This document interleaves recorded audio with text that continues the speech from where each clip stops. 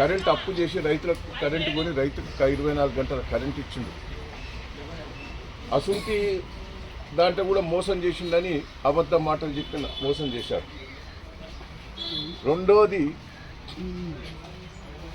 రుణమాఫీ చేస్తా, 6 గ్యారెంటీలు చేస్తా, ఇమ్మీడియట్ చేస్తా అని అసెంబ్లీ ఎన్నికల ముందర చెప్పుడు 9వ తారీఖు నాడు సోనియా గాంధీ పుట్టినరోజు అని. 9వ తారీఖు పోయింది, ఒక్కటి కూడా చేయలేదు. మళ్ళా పార్లమెంట్ ఎన్నికల ముందు దేవుళ్ళ మీద, గుళ్ళ మీద, భద్రకాళమ్మ పేరు మీద, మేడారం సమ్మక్క పేరు మీద, యాదగిరిగుట్ట పేరు మీద, ఇట్లా భద్రాచలం పేరు మీద అన్ని గుళ్ళ మీద ప్రమాణం చేసిండు. ఆగస్టు 15వ తారీఖు లోపల 36,000 కోట్లు రుణమాఫీ చేస్తా అని చెప్పాడు.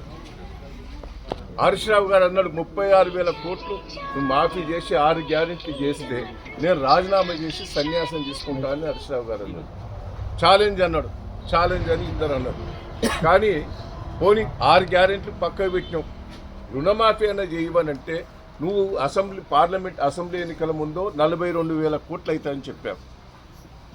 మళ్ళీ పార్లమెంట్ ఎన్నికల్లో 36,000 కోట్లు అవుతాయని చెప్పావు. మన క్యాబినెట్లో కూడా 36,000 కోట్లు నువ్వు పెట్టావు కావాలి అని. మళ్ళా బడ్జెట్లో 26,000 కోట్లు పెట్టావు.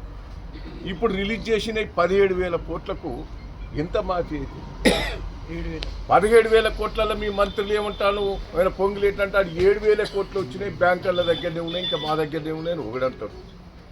ఒక ఆయన అంటాడు అసలు బ్యాంకర్స్ మోసం చేస్తా అన్నారు, ఒకలంటారు. ఇట్లా తీరు